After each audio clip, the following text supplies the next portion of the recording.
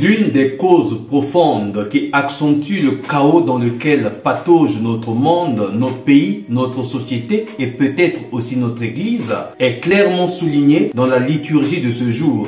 Le refus de la lumière au profit des ténèbres, aggravant ainsi l'aveuglement spirituel de bon nombre de nos concitoyens qui refusent de voir l'évidence en s'obstinant à s'enfoncer dans l'incrédulité. En effet, l'évangile de ce jour nous raconte l'épisode d'un homme aveugle de naissance auquel Jésus donne la vue de façon extraordinaire avec des gestes très significatifs. Il cracha à terre et avec la salive, il fit de la boue, puis il appliqua la boue sur les yeux de l'aveugle et dit « Va te laver à la piscine de Siloé ». L'aveugle le fit et il voyait.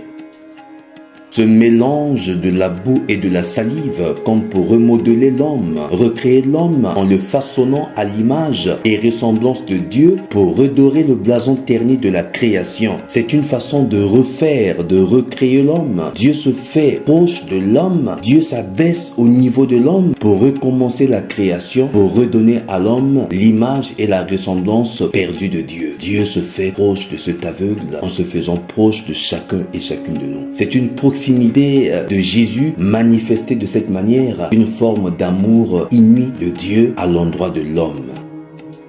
Au lieu de susciter l'admiration et la foi, ce miracle de Jésus provoqua par contre la colère et la jalousie des pharisiens, adversaires du Christ, qui s'obstinèrent dans l'incrédulité jusqu'à convoquer des séances d'interrogatoire du miraculé et même de ses parents afin de s'opposer farouchement à l'évidence de la merveille accomplie. La guérison de l'aveugle né a eu lieu le jour de sabbat, nous dit le verset 24 de l'évangile. Alors, en pétrissant de la boue, Jésus enfreint certes la loi du sabbat, mais en guérissant l'aveugle, Jésus accomplit une merveille, accomplit une œuvre de bonté, d'amour et de grâce qui fait de lui un véritable homme de Dieu, c'est-à-dire un prophète. Il y a donc un dilemme que les adversaires de Jésus n'arrivent pas à résoudre. Mais l'aveugle guéri répond avec conviction, « Il y a une chose que je sais, j'étais aveugle et à présent je vois. Il m'a ouvert les yeux. » Cette évidence deviendra pour cet homme chemin d'une catéchèse pédagogique qui conduira à la foi au Christ,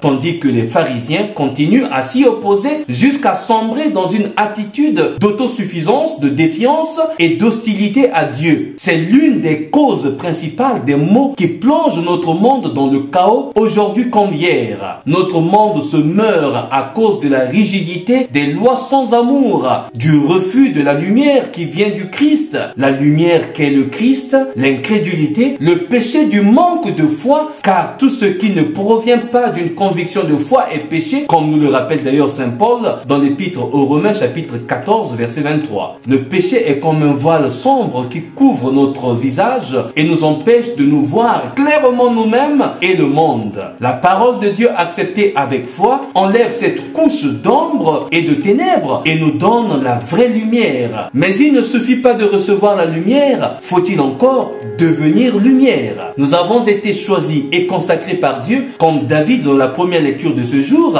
pour être lumière au milieu des ténèbres de ce monde.